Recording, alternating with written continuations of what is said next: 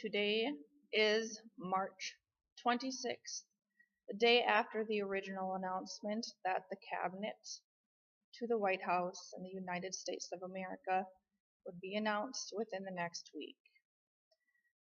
The cabinet is decided upon, for the most part, those who are asked to step forward for the chairs they have been nominated for are able to accept or deny upon their freedom.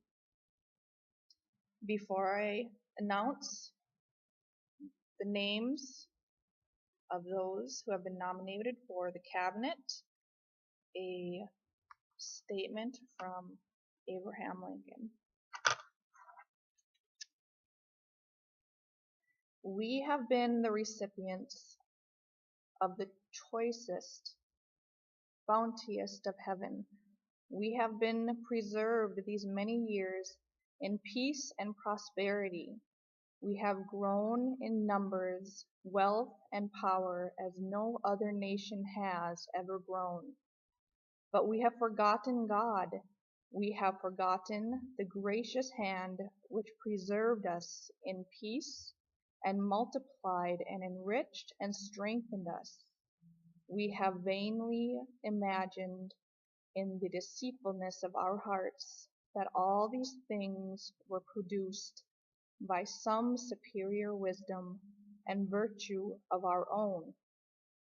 Intoxicated with unbroken success, we have become too self-sufficient to feel the necessity of redeeming and preserving grace, too proud to pray to the God that made us.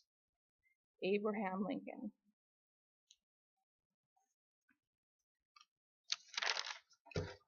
The announcements to the names chosen for the cabinet. Secretary of State, Kent Froseth. Chosen Assistant, Nancy Froseth. Secretary of Treasury, Bill Anderson. Chosen Assistant, Ms. Anderson. United States Financial Compliance Specialist, Secretary of, Scott Butler. Secretary of Homeland Security, Dode, last name still to be disclosed. Secretary of Agriculture, Robert Sipp. Secretary of Interior, Tribes and Islands, Richard, last name still to be disclosed.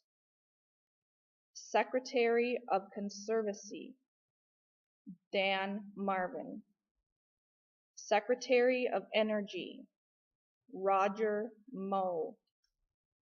Secretary General, Beatrice Rothweiler. Secretary of Health, Mr. Rothweiler. Secretary of E-Commerce and Economic Development, Rebecca Ann Langto, maiden name. Secretary of Housing, Dan Triglia. Chosen Assistant, Therese Noel Triglia.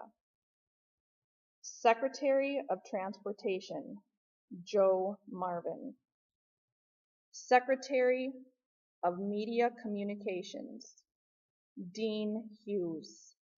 Vice Secretary of Media Communications, Jennifer Isaac. Veterans Affairs, Richard J. Griffin.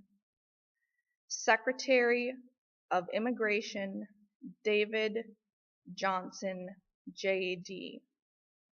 Secretary of Corporate Compliance, Mark Ritchie. Secretary of Defense,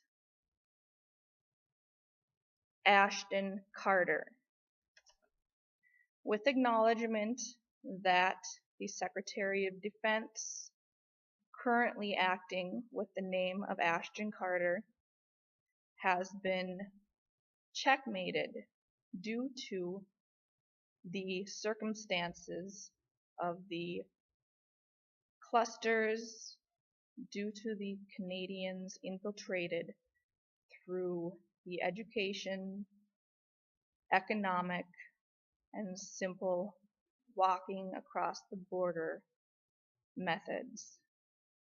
We have chosen to keep Ashton Carter as our Secretary of Defense, and we ask him to simply hold down the fort until things are in better order.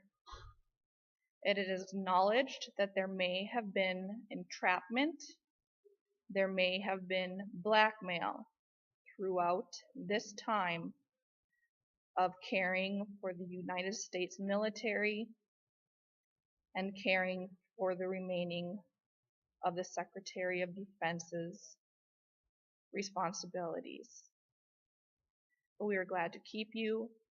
We ask you to hold down the fort until George Washington decides what the next step is.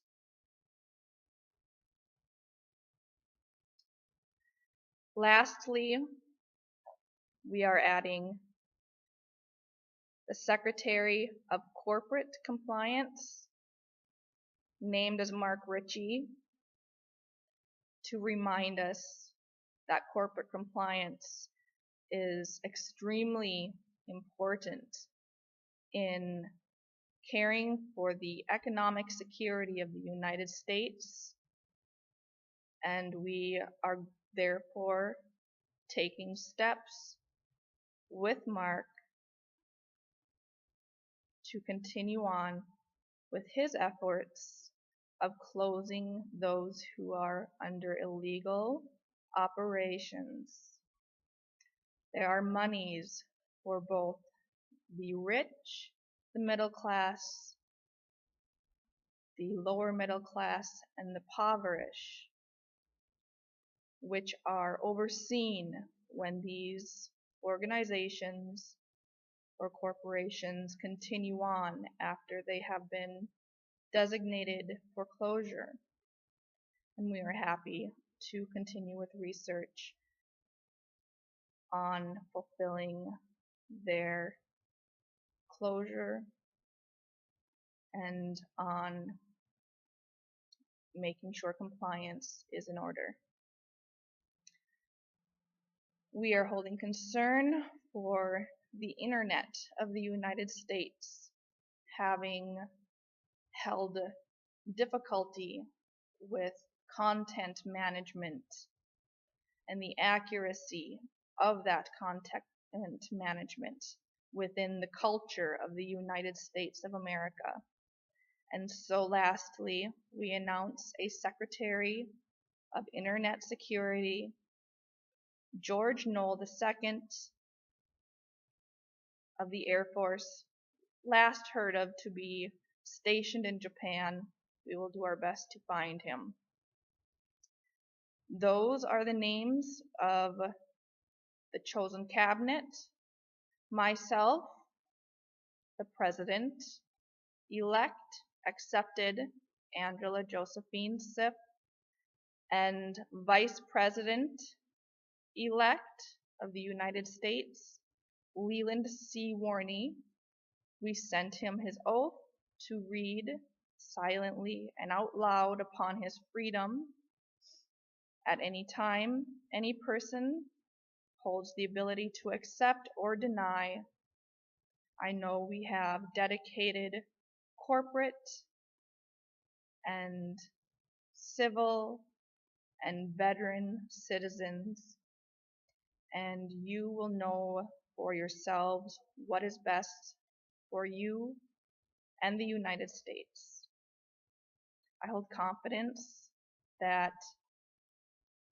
we will arrange things back to a structural point of what is practical, humane, and ethical under the expected moralities of the United States of America. Once again, all this under the recognition of God, one nation under God, as our founding fathers of the United States established us. And we know our God's history. We know how He works. I know how He works. And so I will speak with you next time. I wish you well for the rest of the week. Until the next update. Take care.